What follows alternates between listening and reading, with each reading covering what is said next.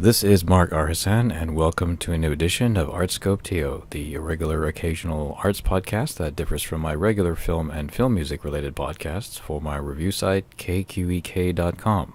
Today's show features painter Chris Marin, whose beautiful abstract works are on display from October 5th to the 28th at the Urban Gallery at 400 Queen Street East. Titled Passages, the series features several striking paintings that are brooding, playful, mysterious, and almost tactile due to the combinations of the canvas texture, paint colors, and shifts in the clarity, density, and haziness of specific components. If you check out the editor's blog at KQEK.com, I've posted some stills from the exhibition, and at the end of the podcast I'll have further links that feature more images and words by Marin. My first question deals with the many places throughout Canada where Marin and her husband have lived, and since she learned intuitive watercolor painting from Dorothy Clark McClure nearly 25 years ago. I was born in Saskatoon, grew up in Ottawa, and lived most of our married lives with my husband over there in the striped shirt in Toronto. And we bought our house in Nova Scotia about 20 years ago, and we've lived there part-time. And now it's up for sale, and we bought a house in Collingwood. And I was really drawn to Collingwood because of, the beauty of natural beauty, but also the art scene in that area is just phenomenal, and the whole community is so vibrant. And so I'm very excited to be living there, but definitely living in Nova Scotia. We also had a condo at Yonge and St. Clair, which we sold a year ago, and I was painting in the dining room there, so it doesn't seem to matter to me where I paint. It's whether it's my own studio or a little nook. Different regions have their own unique climates and light, and for my own travels there are dramatic variations in the way light strikes the city and its terrain, such as Toronto's gradual slope towards Lake Ontario and the massive undulating Ottawa Valley and the Gatineau region, which offers a very striking sense of scale and scope. The one reason we bought the house in Nova Scotia as opposed to the West Coast was because I found the light on the West Coast quite cold and the light on the East Coast very golden. Because I don't paint realism, I'm not hugely affected by the light, but I ended up doing quite a few abstracted seascapes and shore paintings, seaweed, that sort of thing, as a result of living on the East Coast. But we would notice the change in light because our house is on a cliff over the ocean, and to watch the sky, I'm very, very affected by skies. In fact, my new business card has one of my skies on it, because we were so exposed to the water and the sky, and especially the sunsets. So I think in terms of those paintings, yes, definitely affected by the light. I wasn't painting when we lived in Ottawa. I only started painting when we moved to King City, and I was doing poured watercolors then. So with those paintings, I had no control over what I got whatsoever. Marin's interest in abstract images seemed more immediate than a shift from traditional exercises. I was never really interested in painting anything that was realistic.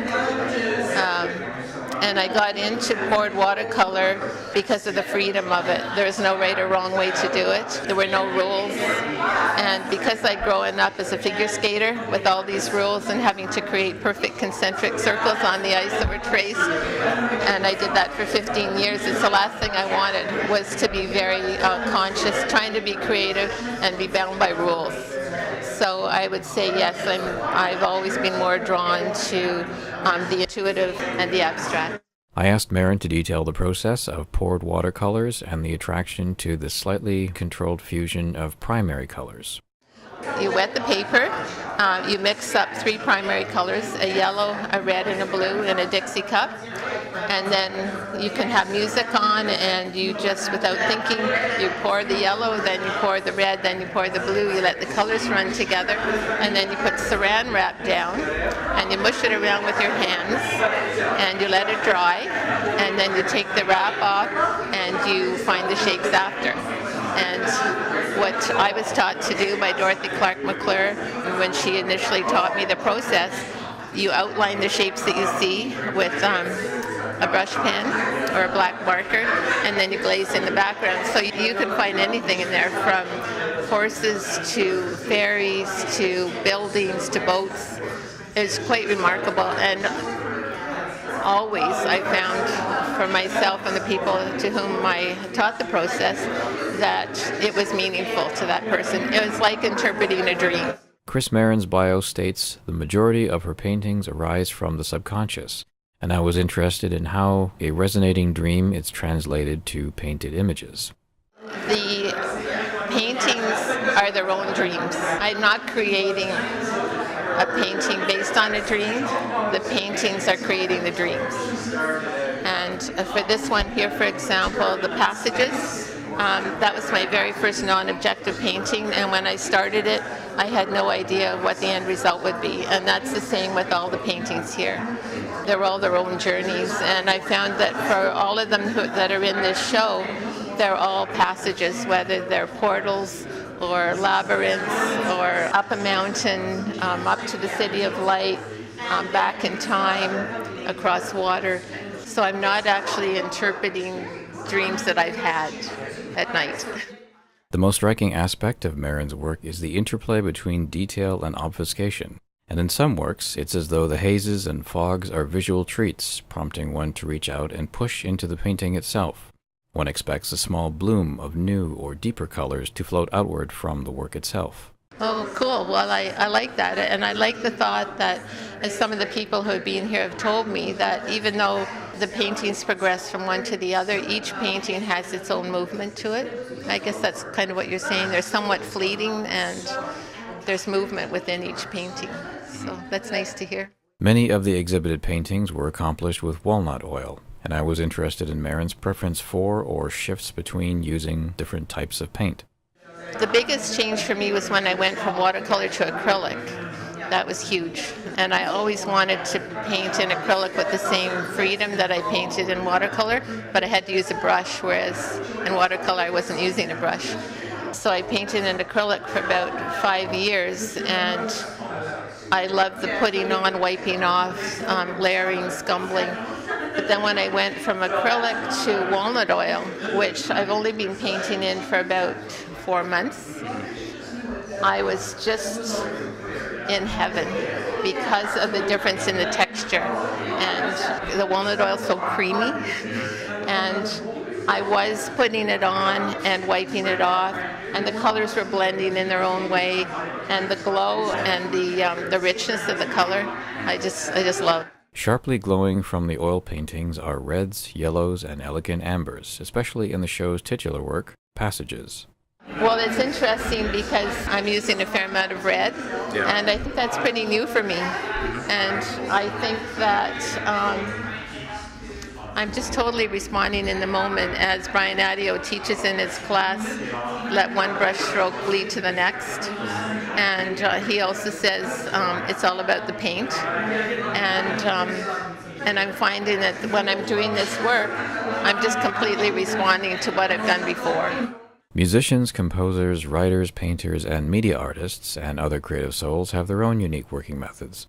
But perhaps shared among all is a need to carve out a creative space where ideas can flow and be translated to specific media. I asked Marin about her own use of space and whether it's nature's isolated splendor, a well-supplied studio, or being surrounded by the ebb and flow of urban din that are inspiring. It totally depends on the person. I've had people tell me, oh, I can't paint in between class because I don't have my own space to do it. And then I think of when we were living in one-bedroom condo, and I was painting on the dining room table, and Jim was doing his work on the other half of the table. And I always remember Natalie Goldberg, who teaches writing, and she kept saying, well, once I have my own studio to write, then I'll write more, as opposed to when she was going to a little cafe to write. And then she got her own studio, and she felt so intimidated by it and the pressure to write that she couldn't write. So I personally, in my favorite time to paint is painting in the kitchen with my husband doing his work at the dining room table, because I like having the connection.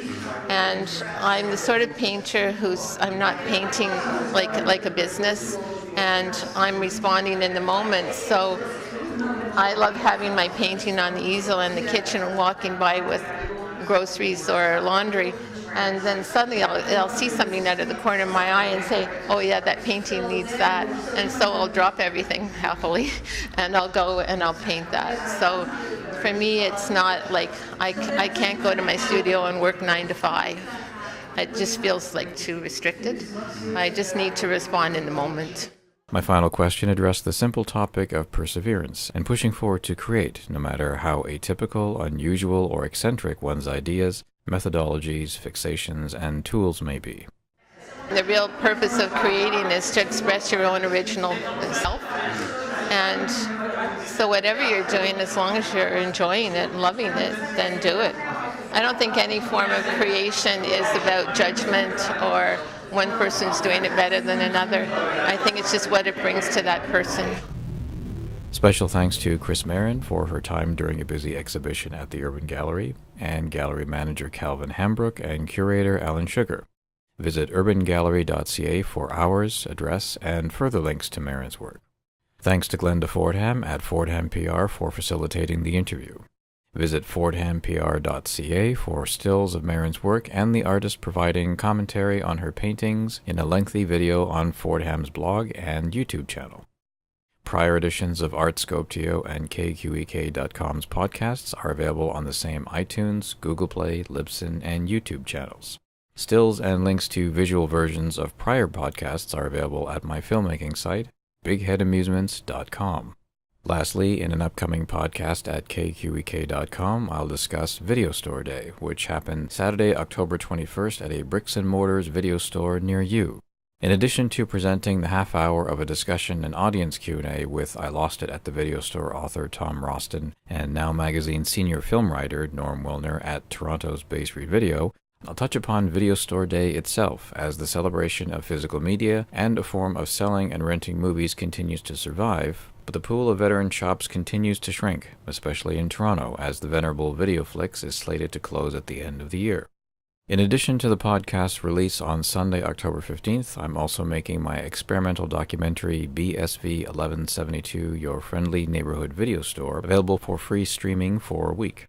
The short film screened at the 2016 San Diego Underground Film Festival and Toronto's 2017 iMyth Film Festival, and will be available for purchase with unique extras in early 2018 in digital and maybe physical formats. This is Mark R. Hassan, and thanks for listening. This podcast is copyrighted 2017 by Mark R. Hassan. All rights reserved.